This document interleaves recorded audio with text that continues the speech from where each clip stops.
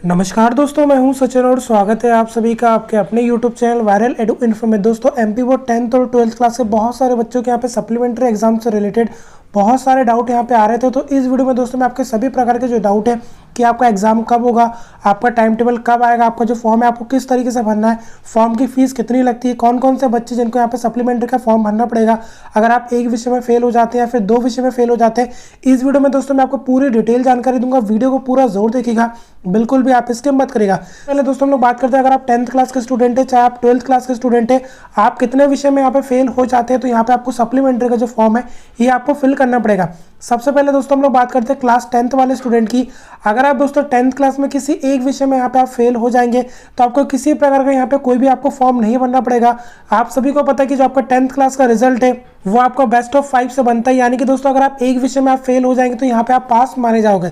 लेकिन दोस्तों अगर आप 10th क्लास में 2 विषय में फेल हो जाते हैं तो यहाँ पे दोस्तों आपकी सप्लीमेंट्री आती है, और दोस्तों जिन 2 विषय में आप फेल होते हैं उन दोनों ही विषयों को यहाँ पे आपको सप्लीमेंट्री का फॉर्म भरना पड़ता है। यानी कि दोस्तों अगर आप 10th क्लास में 2 विषय में फेल हो जाएंगे तो यहाँ पे आपको सप्ली का फॉर्म आपको भरना पड़ेगा। इसके अलावा दोस्तों अगर आप 10th क्लास में कुल मिला के 3 विषय में अगर आप फेल हो जाते हैं तो यहाँ पे दोस्तों आप फेल माने जाते हैं, और ऐसे स्टूडेंट के लिए दोस्तों यहाँ पे एक अलग से योजना होती है। इसकी जानकारी मैं आपको इसी वीडियो में दूंगा, तो वीडियो को पूरा जरूर देखना। और दोस्तों अगर आप हमारे चैनल पर नए हैं तो चैनल को सब्सक्राइब जरूर कर लें, साथ में बेल के आइकन को जरूर दबाएं ताकि आपको एमपी बोर्ड की सभी सही जानकारी सही समय पर हमारे चैनल के माध्यम से मिलता है। अब दोस्तों हम लोग बात करते हैं 12वीं क्लास के स्टूडेंट की।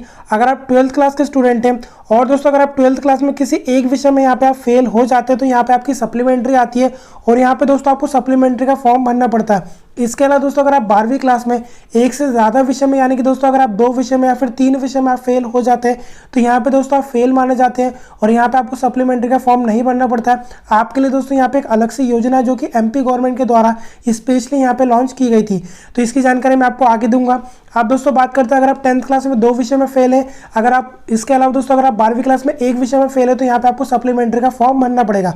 सेकंड पॉइंट दोस्तों, जो आपका सप्लीमेंट्री का जो फॉर्म है वो आपको कहाँ से भरना पड़ता है, तो दोस्तों जो आपका सप्लीमेंट्री का फॉर्म है, अगर आप रेगुलर स्टूडेंट है चाहे आप प्राइवेट स्टूडेंट है, आपके नज़दीक में दोस्तों जो भी एमपी ऑनलाइन होगा वहां से जाके दोस्तों आप इसका आवेदन कर सकते हैं। यहाँ पे देखिए दोस्तों मैंने आपके सामने एक ऑफिशियल वेबसाइट ओपन करके रखी हुई है। यहाँ पे आप देखिए, आपको दिख रहा होगा mpbsc.mponline.gov.in, ये दोस्तों ऑफिशियल वेबसाइट होती है। इसी से दोस्तों आपको जो सप्लीमेंट्री का फॉर्म है ये आपको फिल करना पड़ता है। अब दोस्तों बात करते हैं जो आपका सप्लीमेंट्री का फॉर्म है आपको कब भरना पड़ेगा। आप सभी को पता है कि दोस्तों जो आपका 10वीं और 12वीं का रिजल्ट है, अभी तक के इन्फॉर्मेशन के मुताबिक दोस्तों जो आपका रिजल्ट है वो आपका मई के फर्स्ट वीक में आपका जारी कर दिया जाएगा। और दोस्तों जैसे यहाँ पे आपका रिजल्ट जारी किया जाता है उसके बाद दोस्तों जो आपके रीचेकिंग और जो आपके रीवैल्यूएशन के जो आपके फॉर्म है आपके भरना स्टार्ट हो जाते हैं। उसी के साथ दोस्तों जो आपके सप्लीमेंट्री के फॉर्म है वो भी आपके स्टार्ट हो जाती है, यानी कि दोस्तों जब आपका रिजल्ट आएगा मई के पहले वीक में, उसके बाद दोस्तों जो आपका सप्लीमेंट्री के फॉर्म है आपका ऑनलाइन यहाँ पे भरना स्टार्ट हो जाएंगे। तो अगर दोस्तों यहाँ पे आपकी सप्लीमेंट्री आती है तो आपके नज़दीक में जो भी एमपी ऑनलाइन होगा वहाँ से जाके आप इसका आवेदन कर सकते हैं। इसके बाद दोस्तों बात करते हैं जो आपका पेपर है वो आपका कब यहाँ पे कंडक्ट कराया जाएगा, तो दोस्तों जो आपका पेपर है सप्लीमेंट्री का 10वीं और 12वीं का, दोस्तों जो आपका 12वीं क्लास का जो आपका सप्लीमेंट्री का पेपर होता है वो आपका सभी विषय का एक ही दिन होता है। ध्यान से सुनिएगा, 12वीं क्लास का दोस्तों जो आपका सप्लीमेंट्री का पेपर होता है वो आपका एक ही दिन आपका कंडक्ट कराया जाता है, क्योंकि दोस्तों 12वीं क्लास में सिर्फ एक विषय में आपकी सप्लीमेंट्री आती है। इसके अलावा दोस्तों जो आपका 10वीं क्लास का जो आपका सप्लीमेंट्री का पेपर होता है वो लगभग दोस्तों आपके पूरा 1 हफ्ते चलता है, क्योंकि दोस्तों आपके 2 विषय में आपकी सप्लीमेंट्री आती है। तो इसका पूरा दोस्तों यहाँ पे आपका डिटेल जो आपका टाइम टेबल है वो यहाँ पे आपको जारी किया जाता है। लगभग दोस्तों 15 मई के आसपास आपके इसके ऑनलाइन फॉर्म भरना स्टार्ट हो जाएंगे सप्लीमेंट्री के, और दोस्तों लगभग 15 से लेकर 20 दिन तक आपके सप्लीमेंट्री के यहाँ पे फॉर्म भराते हैं। उसके बाद दोस्तों जो आपका पेपर है वो आपका जून के एंड में और जुलाई के फर्स्ट वीक में दोस्तों यहाँ पे होने की पूरी संभावना है, यानी कि दोस्तों जो आपका सप्लीमेंट्री का पेपर है 10वीं और 12वीं का वो आपका जून के एंड में या फिर जुलाई के फर्स्ट वीक में होने की पूरी संभावना। और इसके रिगार्डिंग दोस्तों जैसे कोई ऑफिशियल अपडेट आएगी इसकी तुरंत जानकारी आपको हमारे चैनल के माध्यम से प्रोवाइड करा दी जाएगी। अब इसके बाद दोस्तों बात करते हैं जो आपका सप्लीमेंट्री की जो परीक्षा होती है इसके फॉर्म की यहाँ पे कितनी फीस होती है, तो दोस्तों जो आपका सप्लीमेंट्री का जो पेपर होता है अगर आप दोस्तों 10वीं क्लास में यहाँ पे इसका आवेदन करते हैं तो यहाँ पे दोस्तों आपके एक विषय की आपकी 350 रुपये फीस लगती है।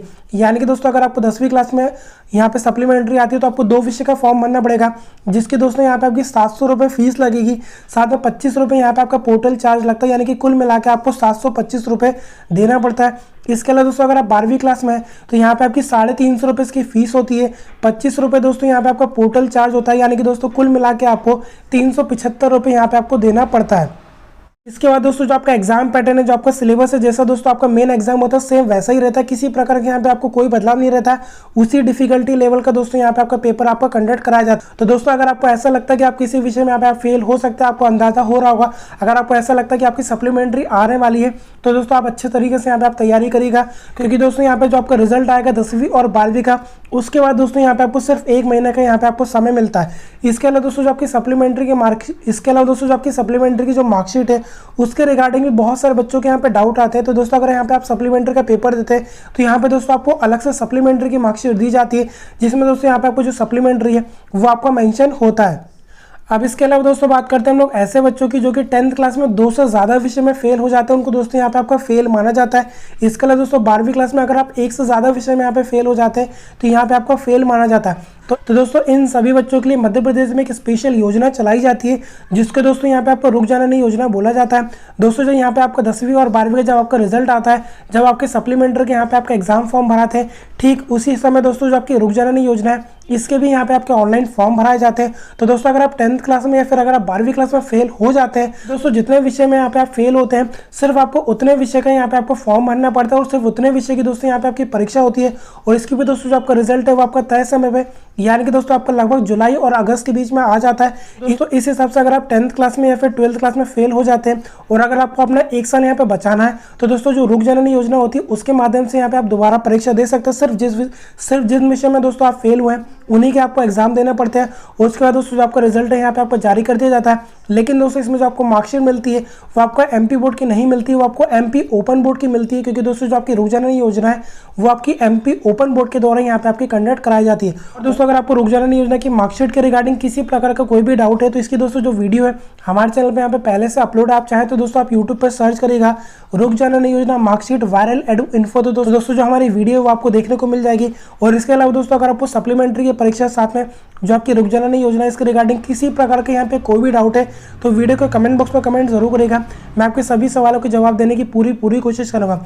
और दोस्तों अगर आपने अभी तक चैनल को सब्सक्राइब नहीं किया तो सब्सक्राइब जरूर कर लें, साथ में बेल के आइकन को जरूर दबाएं, ताकि दोस्तों आपको सभी प्रकार की सही जानकारी हमारे चैनल के माध्यम से मिलता रहे।